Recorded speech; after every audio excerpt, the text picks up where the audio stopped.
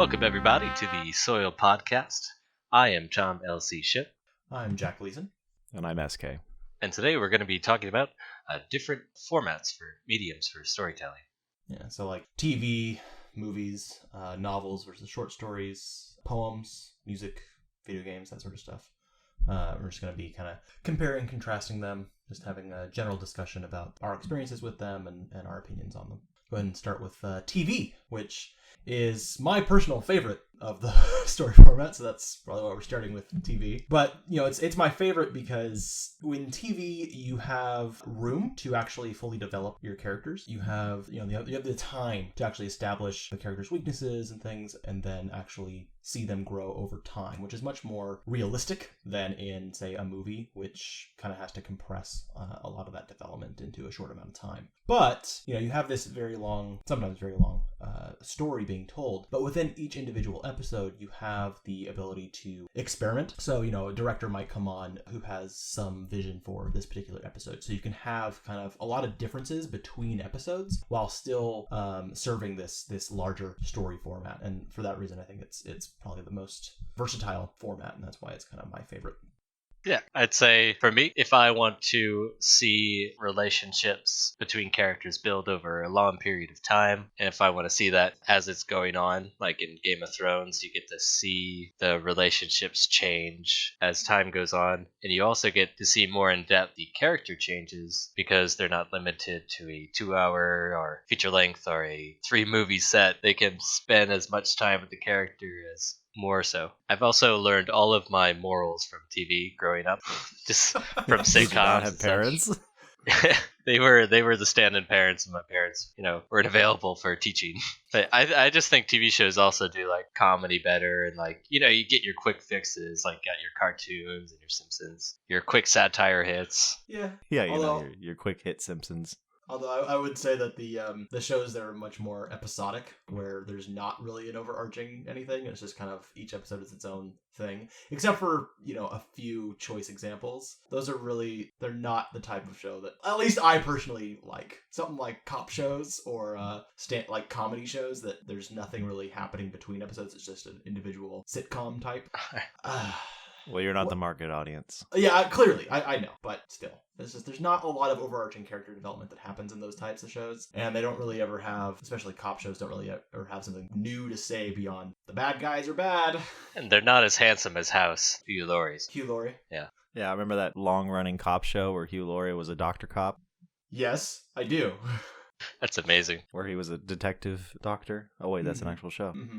Mm-hmm. To your point about the episodic element of television episodes is that, sometimes a series can run for so long that they have to rely on the episodic nature of TV to actually fill it with some substance. Right. That's not necessarily a good thing when it comes to a series like dramas, yeah, where there is an overarching plot and lots of character change. But if we spend too much time facilitating the character changes on a television show, then sometimes characters flip. And that's one of my big problems with long-running TV shows. Yeah. And that's one of my problems with the TV show format itself is that because it's so ratings-based, you can extend a show longer than necessary. Mm-hmm. Like Dexter. Or How I Met Your Mother. I was about to say How I Met Your Mother. Although, to that point, that is also a little bit more how life works, right? We think we've learned something and we go in this new direction, and then, maybe another year's passed and we actually realize that wasn't the right way to go, and we reverse our choices. And so in life, you kind of have a back and forth while you experiment and learn. Right, because no one told us life is going to be this way.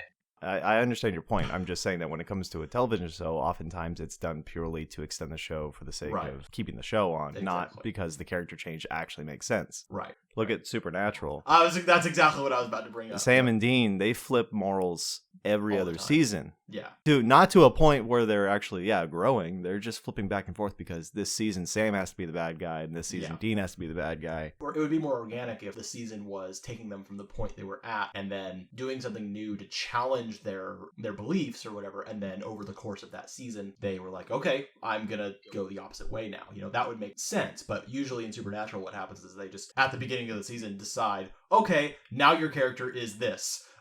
because we want you to be the bad guy this time. They don't really have an action. And then maybe they grow from that point, but it doesn't make sense between the seasons. And so it kind of feels very... it's episodic, but in seasonal form. Strangely, yeah. Just for the sake of the television format in today's climate, I'd really appreciate, with so much media just springing up everywhere, that you just tell a good story and just be done with it.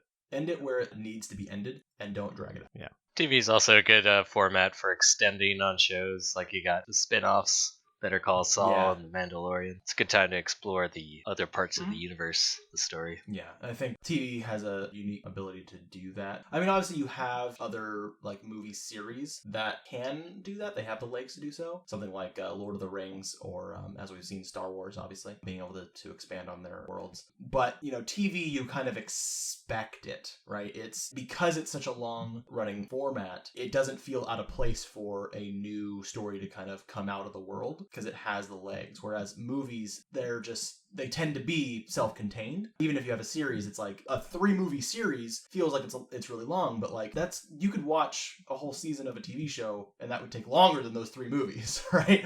So, and you'd still have 8 more seasons of the TV show to go. So movies tend to have, they're more self-contained. So it's a little harder, I think, to actually jump off of them because they only have so much time to dive into their worlds before you have to just get to it, right? Well, yeah, personally, I don't like spin-offs for movies. No, not at all. Not really. No. When I heard they were doing Agents of S.H.I.E.L.D. spinoff from the Marvel movies, I was instantly turned off. There was nothing about that I was thinking I was going to enjoy. I don't know why. I just don't really care. I kind of had the same feeling. Like I've never watched any of the Marvel stuff. Although I did watch Jessica Jones because, well, David Tennant was in it. Gotta watch David Tennant. But beyond that, I haven't watched any of the Marvel stuff for TV. All right, well, let's segue back to film. What is it about films that makes them so damn interesting? Well, I think part of the power of film is you have, it has some, first I actually want to talk about some of the issues that you could have in film. I mean, we've already touched on them a little bit, but I kind of want to expand on that and then kind of go back to why they're powerful. I feel like a lot of people think that writing a movie or a short story is going to be easy. Like writing this screenplay for a movie is going to be easy because it's, for a screenplay, it's like, a page per minute. So it's like, I just got to write like 127 minutes or 127 pages and I'm good to go, right? But it's actually, I think, harder to write something shorter than, say, a novel or a TV show, simply because you have less time to establish characters and plot. And so, and explore a theme. And so you have to just very quickly do everything and get to it. And so it's a lot harder to actually do something effectively within those shorter formats. And that's something that I think film struggles with. Right. It suffers from that. I notice that usually in a lot of film adaptations of like novels, they'll skip the exposition at the beginning and just go straight to the action because they just gotta get the ball rolling. Mm-hmm. I think that's a symptom of any time that some film is made with preconceived material, is if there's something to jump off of. The film has all of these assumptions. The filmmakers have all these assumptions they can make towards what content people have been exposed to already. And I guess this just lends back to my point from an earlier episode about how when we adapt anything into a film, it should just be about making a good film. And I think that whenever we lean on anything besides the good film attitude, we can make a film that suffers. Well, it's just, and film is just, it's so difficult to get right. Like, I mean, like I said, a lot of people think it's going to be easy to write something like this. And so you have a lot of screenplays coming out, but only a very, very, very select few of them actually get picked up and turned into a movie. And it's something to be said that, even if the cream of the crop of the screenplays that are being picked, right, are being turned into movies, and still you have a lot of movies that just kind of suck. It's really something to be said about how difficult the medium actually is to get right. I know that people usually consider film instead of the more serious art between it and TV. Although it's kind of changing now with HBO shows and such. I think it has an inherited value as being the big brother to TV because it was the precursor. Yeah, you had a projector technology before there was TVs in your house technology. Yeah, exactly. Yeah, it's something like HBO, like you said. Now some TV shows are actually getting like the full budget that a movie could get, and sometimes even more. Like a full season of Game of Thrones is like $100 million or something. Like it was $10 million per episode to make that show. It's like some movies only take like $50 million to make. A Well, some of them only take like $200,000 to make, the really shitty ones. Yeah. The B movies. And Blair Witch took $8 to make. There you go. See? I have no fucking idea how many dollars it took to make Blair Witch, but I'm assuming it's something around pocket change. Yeah. Another thing about between movies and versus TV is that TV also has you can call it either a strength or a weakness, in that it allows for feedback from the fans. TV show, or a season of a TV show ends, and you can see the feedback that you're getting from the fans, and the next season might adapt to actually either feed into their wants or subvert their expectations, right? If you see a bunch of people with this theory about what's going to happen, you might be able to go, oh, maybe I'm going to do something else then, right? That they're not expecting. So that could be considered a strength, but it can also be considered a weakness if you give into them too much. And, well, I would say that the variability of that is interesting. Yeah. And that certain shows can benefit from it. But I would say for the most part that as a content creator, if you don't have a firm enough vision that the audience is deciding what to make for you, I don't think it's going to be a great show. Yeah, probably not. Yeah, it's about that time to segue from film and television to some other form of print media. You mean like a novel? Sure. Yeah, that's the natural extension I was looking for. We definitely didn't segue for like 20 minutes there. Thank you, SK, for editing all that fucking hot mess out. Well, the thing about novels, similarly to TV shows, they also have the room to fully establish and explore their characters and their themes and actually create nuanced points. And because of that, I feel like, we mentioned adaptation. Novels work the best when they're adapted into TV shows, and something like a short story works better when it's adapted into a movie. Otherwise, what happens is a movie has to trim out a lot of the detail from a novel in order to make it fit, or a short story has to be really, really, really heavily drawn out in order to fit into a TV show. I mean, that's not always the case. Look at The Hobbit, right? The Hobbit's kind of sort of a short story, but then... And so that would be kind of the same sort of thing that would happen if you took a short story and converted it into a full-on TV show. Is it would just... Sometimes the short story just doesn't have the breadth to actually be drawn out that long. Yeah, sometimes like Twilight Zone used to adapt short stories. They were pretty good, like how they used to do it. Like An Occurrence at Owl Creek was a famous short story that he adapted. That's sort of what sci-fi is doing now with Channel Zero. They're taking creepypastas and turning them into short series. Oh no! Wow. They're just straight up taking stuff from the internet. Oh god! I've seen them. They're not all great. They usually end pretty disappointingly.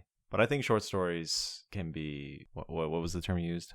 They had the breadth. They didn't have the breadth to be extended into a full-on TV show, generally. Outside of adaptation, I appreciate the short story for what it is. Yeah, I do as well. I like scary stories that are short. I don't want to read 1,000 pages to find out the clown is an alien. Stephen King. God. No, I think that's a really good point, because I think a short story, it's somewhat analogous to a movie in that a movie can be more powerful than, say, a TV show, and a short story, and in that same vein, a short story can be more powerful than a novel simply because they have to be more poignant. They have its potency.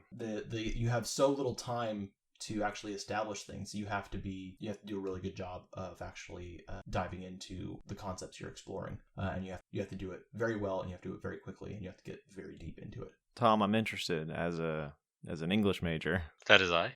What are some of your favorite written works? My favorite written works, in terms of just novels, would be Jonathan Swift's Gulliver's Travels. I've enjoyed the Canterbury Tales. That's kind of a short story format because it's a collection of different stories told by different pilgrims on a pilgrimage. And I'm currently in the audiobook works of Lord of the Rings. And I love to use my imagination instead of being told what things look like, which you have to deal with in movies and TV. That's true. However, I will argue though that because of that, you actually have more time in, say, a movie to devote towards establishing character or plot, because you don't have to spend time describing the scene in a movie or TV show, because you can just show it and then move on. Right, as opposed to the book, like, it immerses you. You're in there, you can smell the stuff. Whatever the author wants to make you go through, simulate. Yeah, and you can actually get a little bit deeper into like a character's inner thoughts and stuff in a novel if the author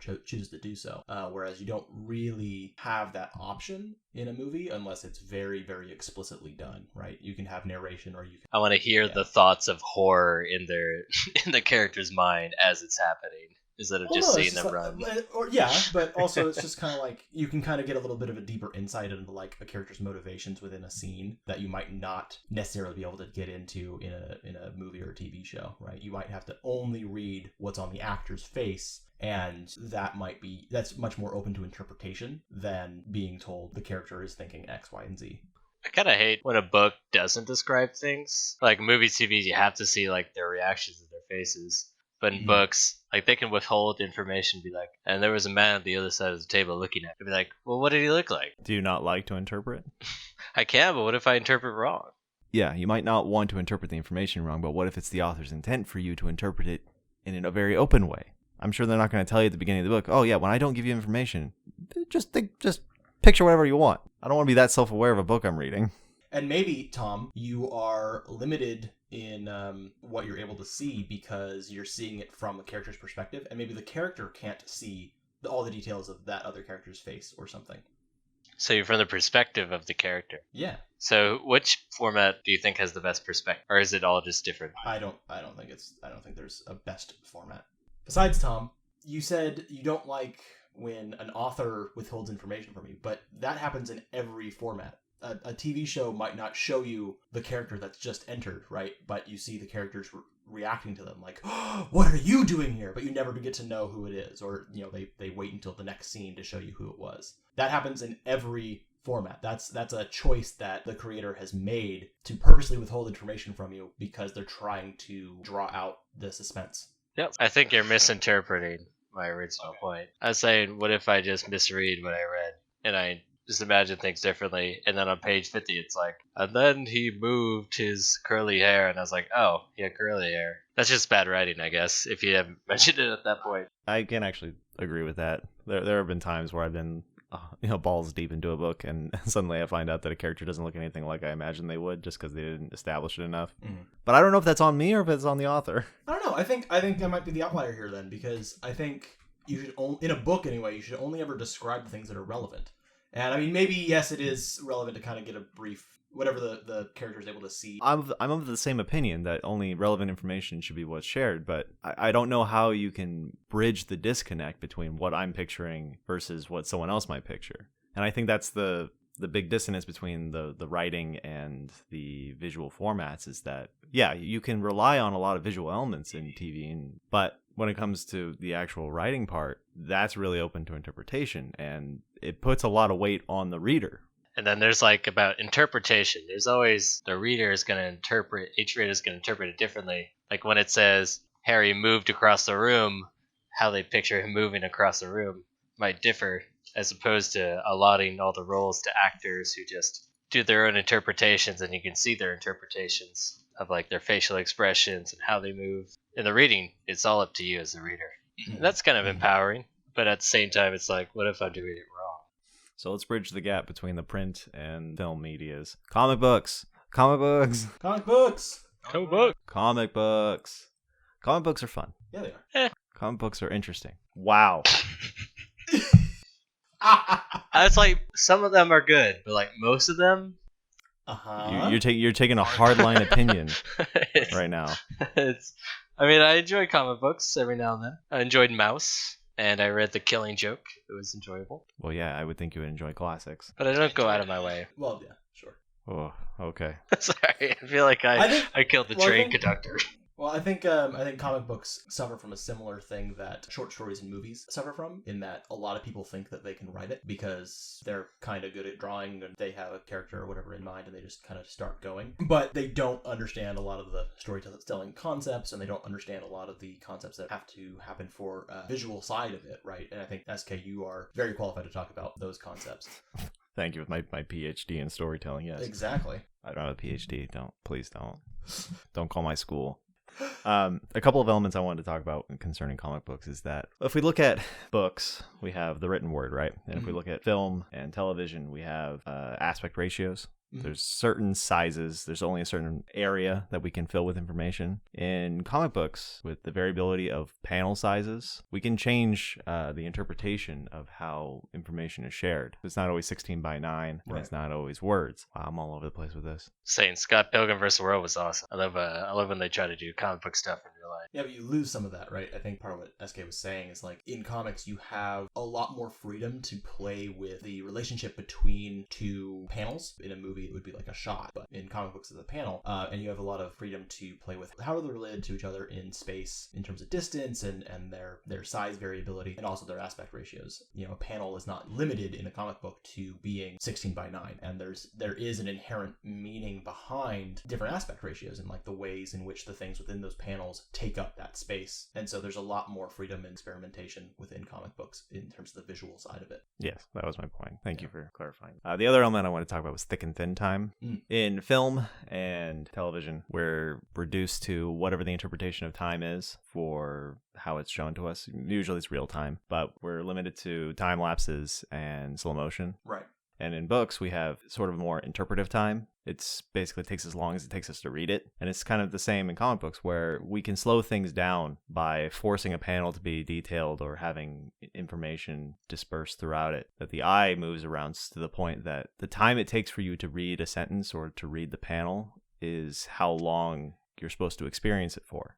Mm-hmm. And in a film, it's as long as it's on screen. Right. Do you know that there's a book called like How to Read Comic Books or something? It's like a famous one. I'll have to get back to it. Scott McCloud. Yeah, that guy. He has a few books, right? He's got 3.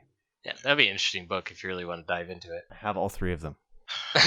Those would be good reference material for today. Wow, Tom. Wow. You need to do your homework on time. Are you trying to... What are you trying to say? I want you to write an essay for me. I want you to write something. I'm too busy grading. I'm the teacher in this imaginary standoff. Oh, really? Oh, really? I have most experience as a teacher. Anyway. Well, I think, SK, again, I think what you were getting at in terms of timing, in novels or the written word, the time that it takes to read the thing in a novel is generally how long it takes within the novel, or, whatever scene is playing out is approximately how long it takes for you to read the description of it or the dialogue. Time is kind of just in your own head, and so, but you still have to describe all the scenery and stuff like that. And so if you have a lot of detailed description of setting, something can get dragged on a lot longer in a novel than it should have. Well, that was sort of my point, was the experiential aspect of Yeah. reading a book, is that a minute can be a lot longer than a minute. And I'm not saying as a mistake. That was my point. Comic books are interesting because they have that kind of combination between, or as we said, middle ground between the written word and the filmed mediums. Well, Tom, you want to talk about the other sort of middle ground format in terms of visual and audio? So, video games, which is the newest of the formats, I would guess, at least in terms of storytelling. So, video games have a particular advantage in that they put the experiencer, the audience member, in the place of the acting role as the protagonist, usually. And there's some video games that do a very good job at telling stories, like Portal 2. I'm trying to think of the games that have the greatest stories of all time award. It's like usually like Zelda and Rockstar games. The newer Grand Theft Autos, or what's the cowboy one? Red Dead Redemption.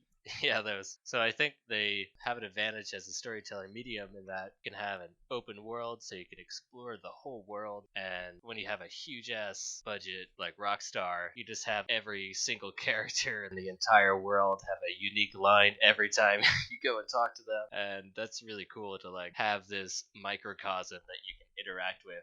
Even if it's not like, you don't have to go and finish the story, fill out this character's arc. You can just go around murdering or sucking venom out of people. I don't know, it's a lot of fun. This is definitely the funnest of the mediums because you get to play with the elements of the story. I think that's a subjective viewpoint, but I mean, by saying that it's the most fun, it's a subjective one. I think you definitely have said that it's your favorite, right? It's the most interesting to me because there's so many new possibilities that they could do with it. Like a new game like Disco Elysium you play this detective, and then you're always having an inner dialogue of all the different parts of your psychology, like volition and logic and empathy, and they're like having this inner dialogue that works as like a narration as you're interacting with the world there. I'd never seen that in a movie. It's super cool. I think video games are, I don't know, it's more difficult for a video game to have a point. I don't know, it's their message gets like diluted. Like if Rockstar's like, violence is bad, but then you're like just doing a bunch of violent things. things. Right, and really, it's like the thing you take away from that is that, wow, violence is really fun. One of the things that I brought up earlier was, not in the podcast, but just internally, was in a traditional story, the main character or main characters, the story establishes the psychological and moral weaknesses of these characters, and you get to see them develop.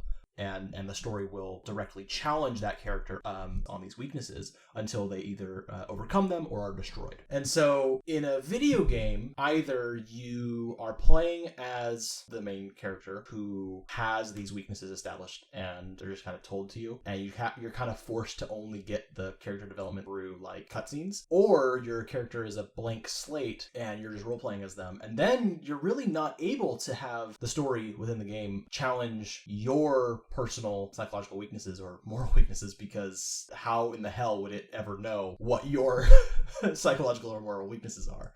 So the story ends up not actually being tailored around you, but all the other characters around you. Kind of see that, how you like pick up clues from the environment about who you are, and like your dialogue choices kind of form your own kind of personality, although that's kind of shallow usually. But I don't know, what would you say about how can it know your personal weaknesses?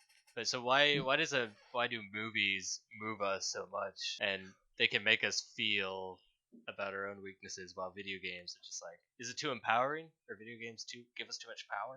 It's a very different position that we have as an audience member. We're not an audience member within a video game, and so instead of us feeling sorry for ourselves or character we're inhabiting, we just feel annoyed at the rest of the world within that game if it's being mean to us. And we feel justified in killing a bunch of stuff. You mean game. So it's a little bit more. I don't know if video games are really about telling your own story. The stories you get usually in a video game are about the surrounding characters. Well, they got like the choose your own path with dialogue options and follow. But it doesn't mean your character is growing per se. Things are just kind of happening to your character. Yeah, I guess they don't really change as much as other characters might change their relations to you in those kind of games. It's not really changing much about the actual character. You still just have a blank slate.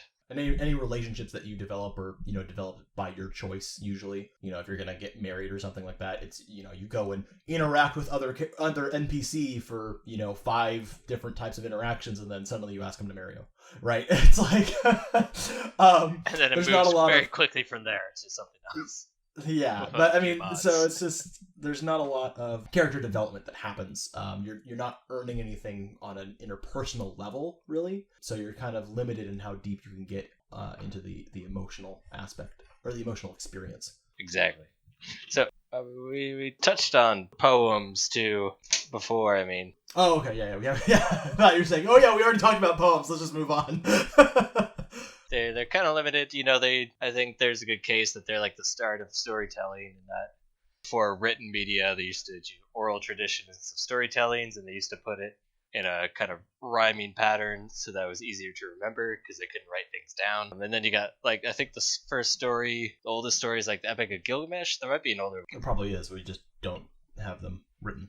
But I think poems are important in terms of storytelling because they show the archetypes that have been around in humanity since the beginning. It's like you can recognize when you read the Epic of Gilgamesh about like, I think the gods are like angry at Gilgamesh because he's this overpowered king, so they make like his counterpart, it's like his twin brother who's like this nature-y guy. He's like a hippie, and it's like you recognize that. It's like, oh, they made a double of him. They're gonna annoy each other. Yeah, that sounds like a sitcom, It's like a sitcom. Yeah, it's like you recognize it. You still can relate to this story even though it's like buttloads of years old, centuries. Well, that's the power of storytelling in general, that storytelling usually hits on like fundamental experiences that we kind of just always have. Somebody being treated unjustly, brothers and sisters and parents, all these kind of relationships that are expressed in storytelling are relationships we still have, right? And it's similar types of things that are happening to us. Obviously the context can be very different, but ultimately the emotional experience tends to be very similar. It's not just necessarily limited to poems.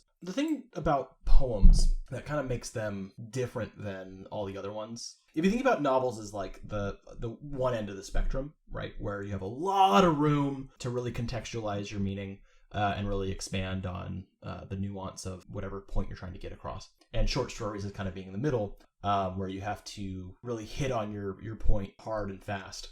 Poems are kind of at the very opposite end of the spectrum in that you're only trying to get across the very deep meaning without a lot of context, right? It's a highly concentrated meaning, and usually what happens is they use shortcuts within language, usually in the form of puns or something like that, to express meaning without really having to be explicit. Right, it's a lot of associations and imagery that evoke things instead of just describing them. And if they have a character, you might have one or two, maybe, and that's kind of it. Oh, You just don't. what's that poem by T.S. Eliot, Dr. Proofrock or something? I love that one. I don't know. Or he's like crawling at the bottom of the ocean at the end. He's like this old guy. It's a famous one. Anyway. I mean, obviously and the difference here though is that poems is kind of the larger format, but something can be like an epic poem can be much more story driven, right? And usually it's just written in some rhythm and with rhyming, and that's really what makes it an epic poem. Right. So the go ahead. Iliad and Odyssey, for example, they all rhyme, or they try to. The question is though, like the argument can be made, or at least the question can be asked: are they poems or are they poetic? Another point I was trying to make about that kind of spectrum analogy was any story you write, right, should have symbolism. You should always be using symbolism in your stories. It's a very, very powerful tool. And so all of that from a larger story is really densely concentrated in a poem, right? And so you lose a lot of the context, or almost all the context. And because of that, it tends to be much more open-ended in terms of its interpretation than the other formats, right? And SK, you had a point to make about the longer poems and stuff about humans' ability to deal with them. The symbolic nature of poetry, and how if we stay too symbolic, stay too ethereal for too long, we can't seem to stay focused on it. Yeah. There's just not enough reality to grip onto after a certain point if we stay, wispy. I feel like you're trying to tell me something. That's you interpreting what you need to hear. But to the point of something being poetic versus being a poem, I think that leads us back into, from our previous discussion of the stage in theater, specifically Shakespeare. Because Shakespeare's works are written in iambic pentameter, which is poetic, but right. Hamlet isn't a poem, it's a play. Right. And I think that has to do with the intention of how the work is meant to be portrayed or seen. So I guess poetic elements can be applied to almost anything. It's just what medium does it end up being consumed in.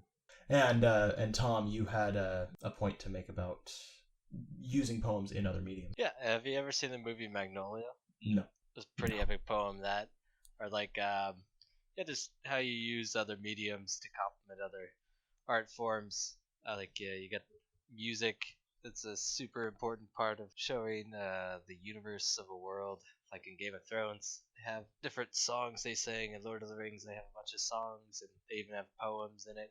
And it's just, it's a good way to use art to boost art. I think this boosts the point from earlier of using poetry as very loaded symbolism. Right. And then applying it to another medium enhances the symbolism. It's greater than the sum of the parts.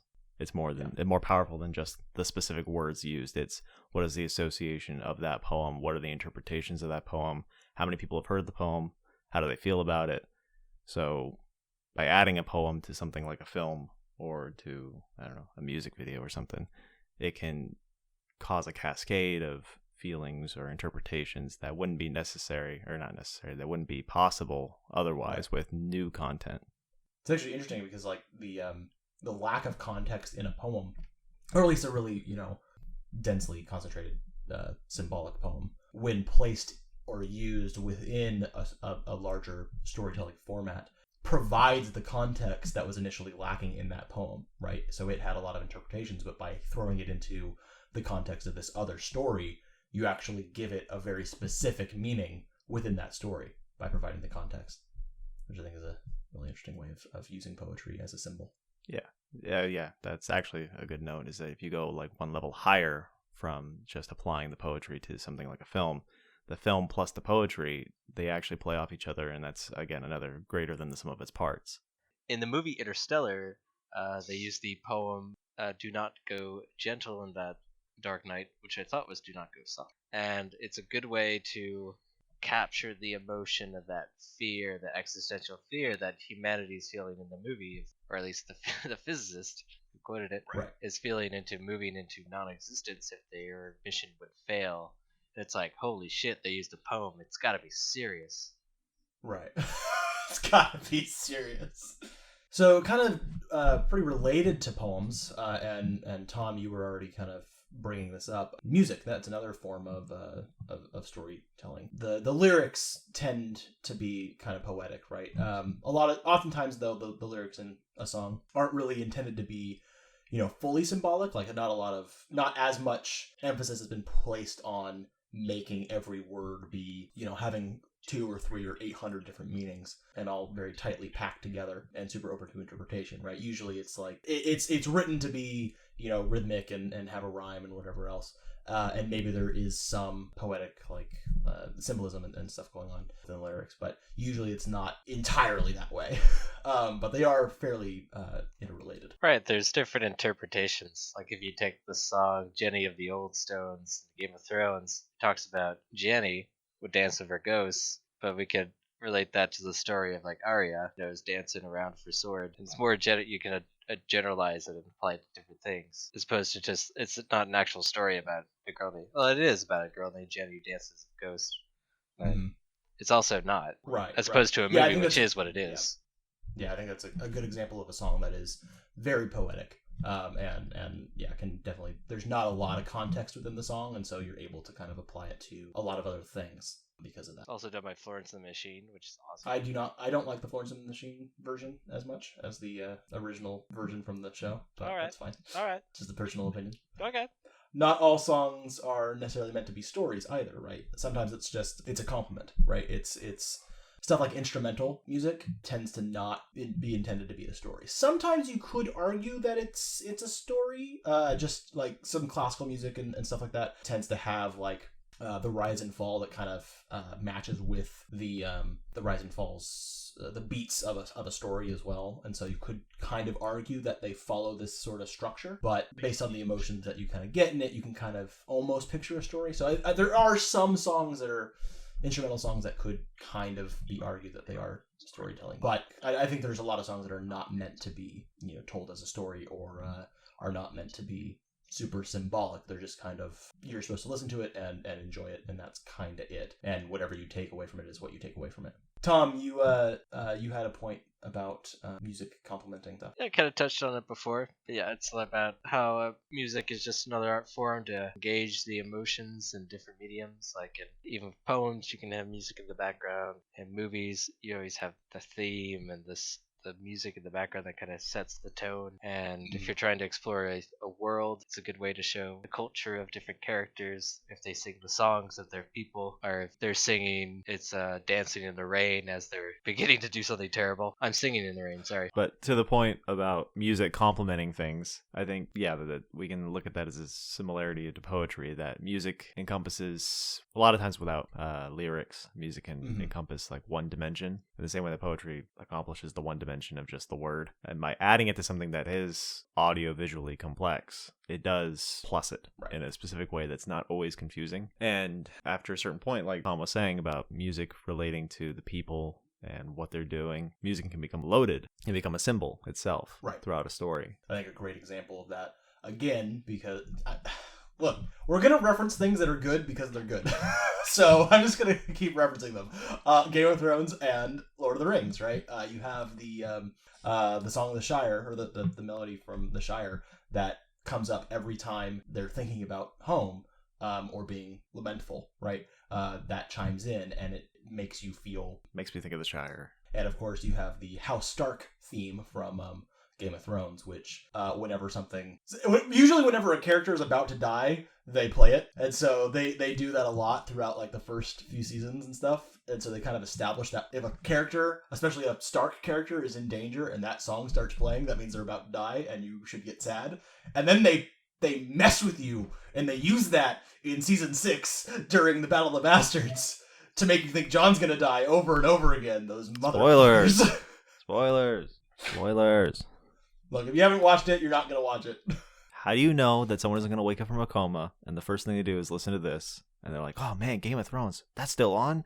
Oh no, Battle of the Bastards, what's going on? Season 6? I only watched season 1. I don't know if that's really that. Well, you just said that the music plays every time they die in earlier seasons. He's like, oh, I've only seen season 1. Only my boy Ned's dead. What about the rest of the Starks? You tell me they all die? No. You son of a bitch.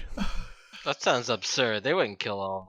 No, they wouldn't. Point is, it's related. The music is used as a symbol. Highly concentrated meaning. Yeah, man. And Tom, you had one more note that I have. You could tell different kinds of stories in songs. Like you can hear Rascal Flatts talk about highways, or you could talk about, the streets of like Los Angeles from Coolio. I don't know who any of those people are.